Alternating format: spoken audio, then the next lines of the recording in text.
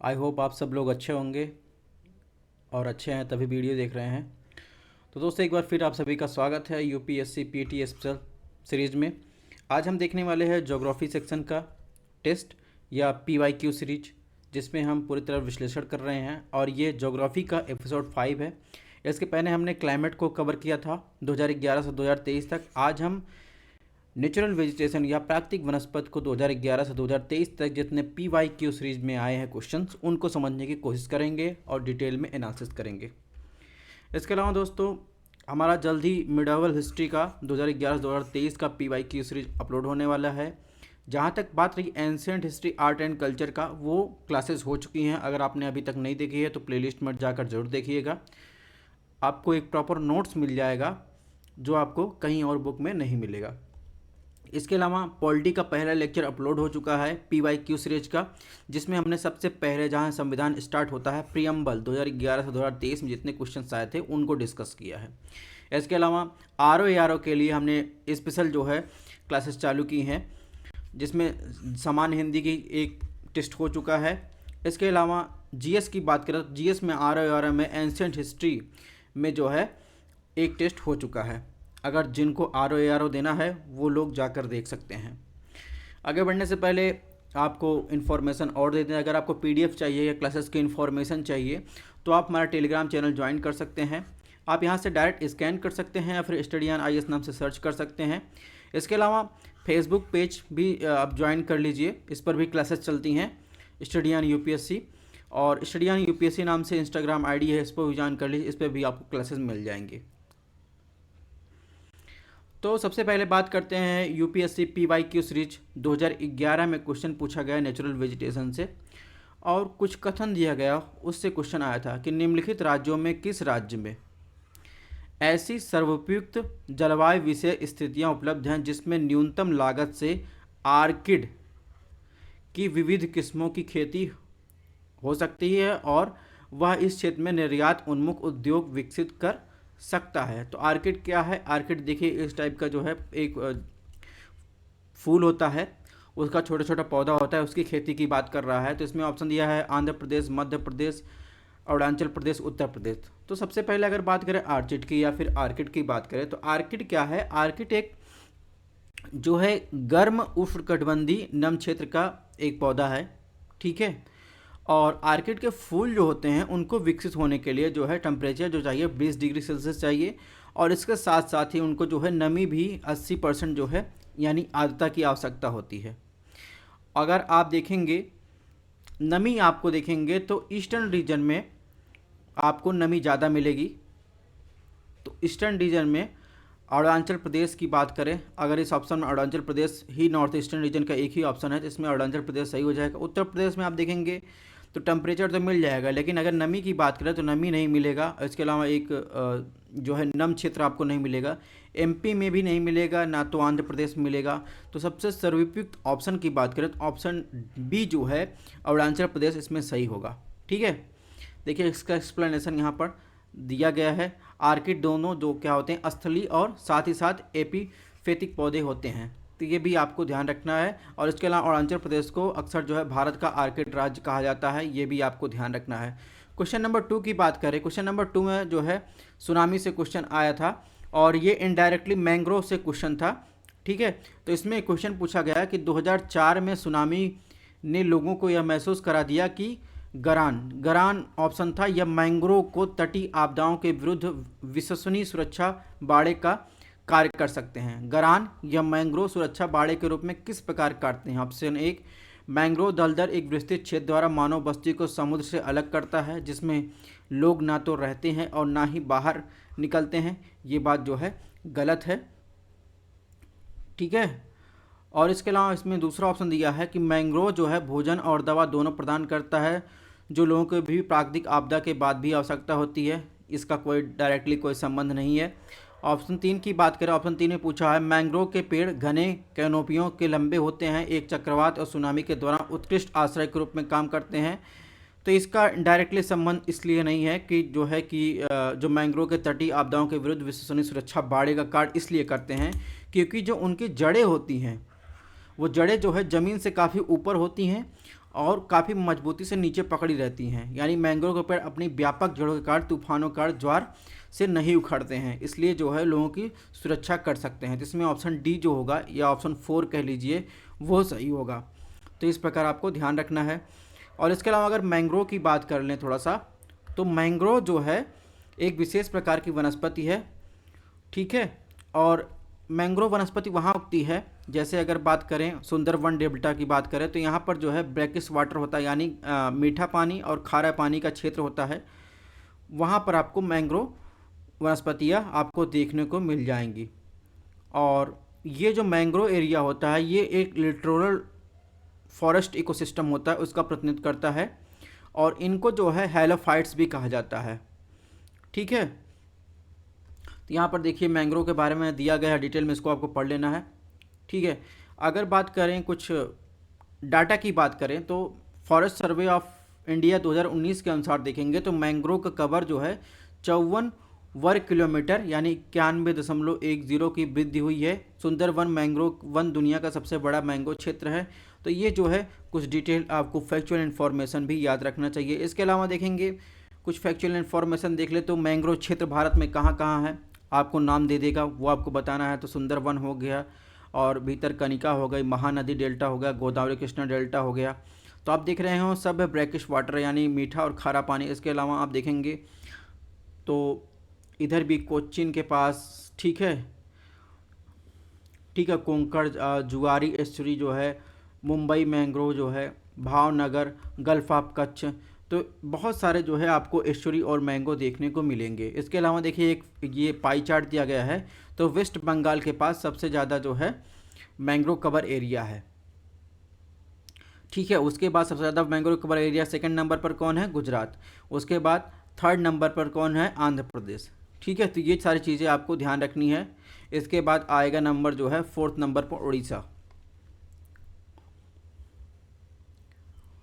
तो यहाँ पर देखिए वही चीज़ें फैक्चुअल इन्फॉर्मेशन दी गई है, इसको आपको ध्यान रखना है। अब बात करेंगे नेक्स्ट क्वेश्चन की। तो नेक्स्ट क्वेश्चन 2014 में पूछा गया। 2014 में जो है डायरेक्ट जो है नेचुरल वेजिटेशन से क्वेश्चन आया, यदि आप हिमालय से होकर यात्रा करते हैं तो आपको वहाँ निम्न में किन किन पादपों यानी पौधों को प्राकृतिक रूप से उगते हुए दिखने की संभावना है। बांज, बुरुंश, चंदन, ठीक है, यानी ओक, रोडोडोरन, इनकी बात कर रहा है। तो आपको बताना है कि आप अगर हिमालय से जो है यात्रा करेंगे तो आप कौन कौन से पौधे देख सकते हैं। तो आप देखेंगे इसमें जो आप देख सकते हैं बांज या ओक, बुरुंश, रोडोडोरन, ये पौधे देख सकते हैं। जहाँ तक चंदन की बात है तो चंदन जो है क्या है, ट्रॉपिकल जो है पर्णपाती पौधा है। आपने अगर जो है 11th क्लास की एनसीईआरटी पढ़ी होगी जिसमें जो है प्राकृतिक पर्यावरण, उसमें एक है चैप्टर 5 में जो है आप जाएंगे तो इन सब पौधों के बारे में जो है दिया गया है। और इससे 2023 में क्वेश्चन भी आए हैं, उन पौधों का नाम दे दिया, उसमें पूछा कौन सा पर्णपाती पौधा है, कौन सा सदाबहार पौधा है, ऐसे क्वेश्चन पूछे गए हैं। तो ये आपको ध्यान रखना। चंदन क्या है, एक ट्रॉपिकल जो है पर्णपाती और मानसून जंगलों में पाया जाने वाला पौधा है, जो पश्चिमी घाटों, दक्कन के पठार, उत्तरी के मैदान और हिमालय की तलछटी में पाए जाते हैं, ठीक है। तो इस प्रकार देखेंगे इसमें जो है, इसमें 1 और 2 सही है, ये चीज़ें भी आपको ध्यान रखनी है। तो यहाँ पर देखिए हिमालयन रेड बुरुंश फ्लावर है और रोडोडोरन्स ये देखिए पहाड़ों पर उगता है। तो ये देखिए चंदन का पेड़ है, इसको भी आपको ध्यान रखना है। एक्स्ट्रा इन्फॉर्मेशन में देखिए हिमालय का डिवीज़न दिया है और कौन कौन से पासेस हैं इसको भी यहीं पे दे दिया गया है, आपको ये सारी चीज़ें देख लेनी है। 2014 में एक क्वेश्चन पूछा गया, क्षेत्र दिया गया है और किसके उत्पादन के लिए जाना जाता है। Option A Kinnaur, Mewat, Coromandel.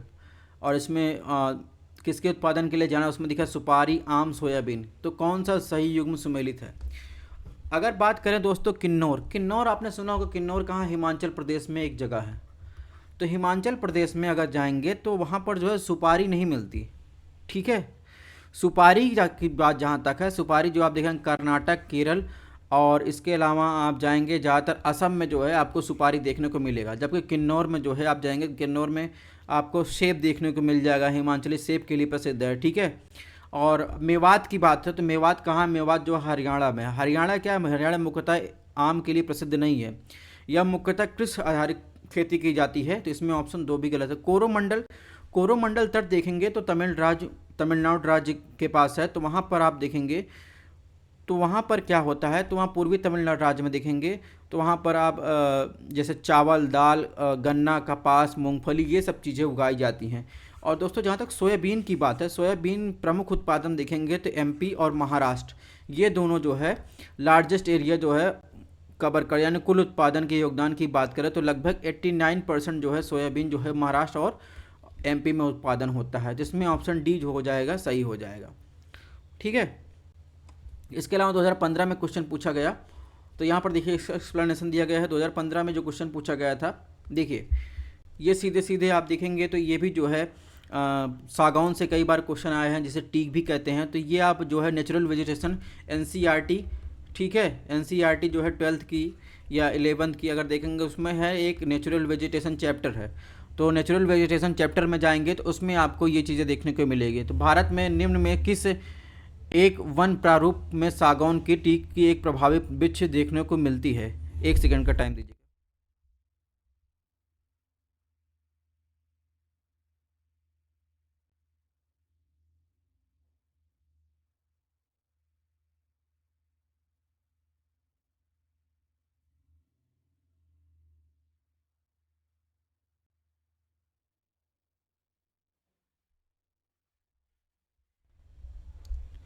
Sorry for disturbance. तो बात करेंगे भारत में निम्नलिखित में किस एक वन प्रारूप में सागौन टीक का एक प्रभावी वृक्ष स्पीसीज है? ऑप्शन 1 उष्णकटिबंधी आर पर्णपाती वन, ऑप्शन बी उष्णकटिबंधी वर्षा वन, ऑप्शन सी उष्णकटिबंधी कटेले झाड़ी वन, ऑप्शन डी घास स्थल युक्त शीतोष्ण वन। तो आपको बताना है सागौन जो वृक्ष है वो किस प्रकार का वृक्ष है, कहाँ पर पाया जाता है, कौन से जो है क्लाइमेटिक रीजन में पाया जाता है। आप सागौन की बात करें तो सागौन जो है, अगर भारत की बात करें, सागौन झारखंड, छत्तीसगढ़ सॉरी पश्चिमी उड़ीसा, पश्चिमी घाट के पूर्वी ढलानों पर पाया जाता है। इस प्रकार देखेंगे ये एरिया जो है कैसा है, उष्णकटिबंधी जो है नम पर्णपाती वन है। ठीक है, तो इसमें जो है ऑप्शन ए जो हो जाएगा वो सही हो जाएगा। और इनकी विशेषता क्या होती है, उष्णकटिबंधी पर्णपाती वन की विशेषता जहाँ तक देखेंगे तो इनसे इन्हें क्या कहते हैं, मानसून वन भी कहते हैं। और इसके अलावा यहाँ पर 100 से 200 सेंटीमीटर वर्षा भी होती है। बसंत के मौसम में पेड़ से पत्ते गिर जाती हैं, इसलिए पर्णपाती वन कहते हैं। ठीक है। और इसके अलावा सागौन के बारे में बात करें या टीक के बारे में बात करें, सागौन जो भारत और दक्षिण पूर्व एशिया के सबसे महत्वपूर्ण लकड़ी के पेड़ों में से एक है। और भारत में सबसे महत्वपूर्ण सागौन के जंगल जो है एमपी, महाराष्ट्र, कर्नाटक, तमिलनाडु, केरल, आंध्र प्रदेश में पाया जाता है। इसके अलावा दोस्तों ये वर्ड क्लाइमेटिक रीजन है, इसको भी आपको ध्यान रखना है। तो हम हॉट वेट इक्वेटोरियल क्लाइमेट और चीन टाइप क्लाइमेट के बीच में कौन सी क्लाइमेट पाई जाती है, मानसूनी टाइप क्लाइमेट पाई जाती है। तो भारत के विस्तार को देखेंगे तो मानसूनी टाइप क्लाइमेट में ही आता है। ठीक है।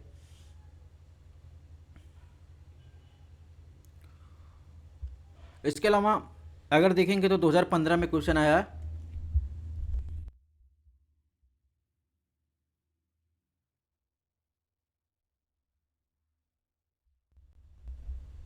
सॉरी 2015 में एक क्वेश्चन पूछा गया, भारत में निम्नलिखित क्षेत्रों में किस एक में मैंग्रोव वन, सदापर्णी वन, पर्णपाती वनों का जो है संयोजन दिखता है? यानी आपको कौन सा ऐसा क्षेत्र है इन चारों में, उत्तर तटीय आंध्र प्रदेश, दक्षिण पश्चिमी बंगाल, दक्षिणी सौराष्ट्र, अंडमान निकोबार द्वीप समूह, किसमें ऐसा, इन चार ऑप्शन में कौन सा ऐसा ऑप्शन सही है जिसमें आपको मैंग्रोव वन भी मिल जाएंगे, सदाबहार वन भी मिल जाएंगे, सदाबहार पर्णपाती वन भी मिल जाएंगे? तो ऐसा संयोजन आप देखेंगे तो आपको जो है अंडमान और निकोबार द्वीप समूह एक ऐसा एरिया है जहां पर आपको ये सारी चीज़ें देखने को मिलेंगी। और दक्षिणी अंडमान की जब जहाँ तक बात करेंगे, जो दक्षिणी अंडमान है वहाँ पर जो है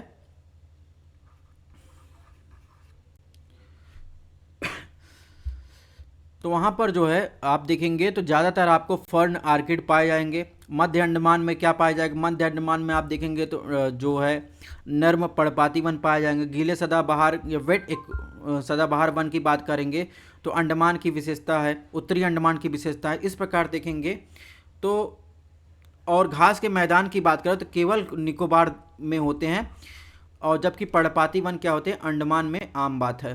तो इस प्रकार देखेंगे इसमें जो ऑप्शन सही होगा, ऑप्शन डी जो होगा वो सही होगा।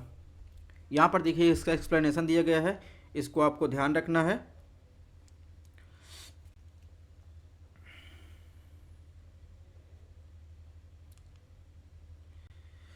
इसके अलावा एडिशनल इन्फॉर्मेशन भी आपको दी गई है, ठीक है, इसको भी आपको देख लेना है।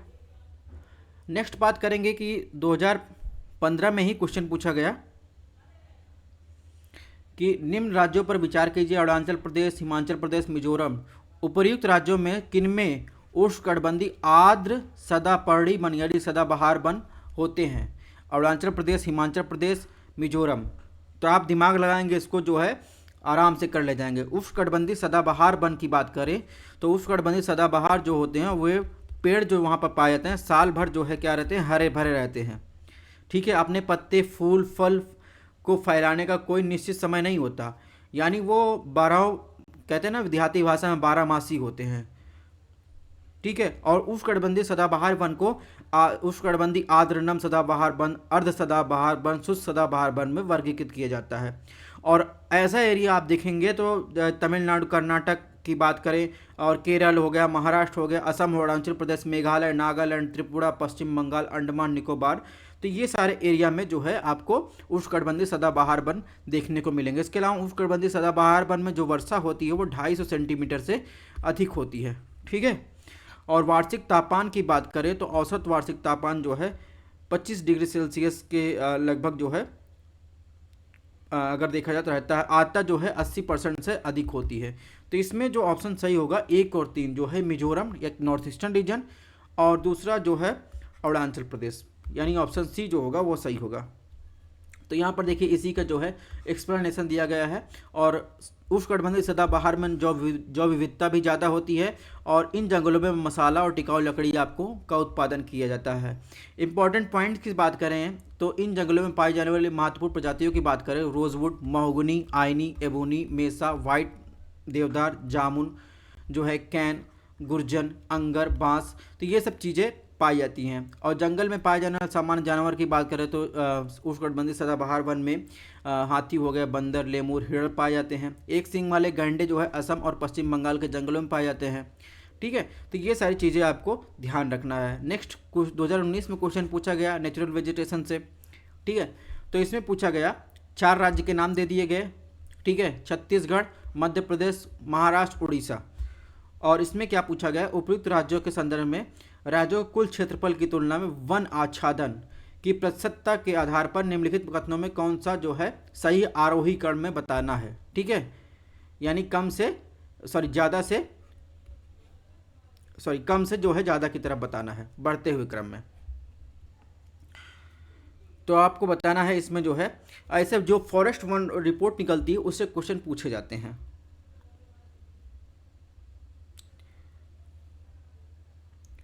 तो चलिए बताइए इसमें जो है कौन सा इसमें आरोही क्रम में कौन सा सही है।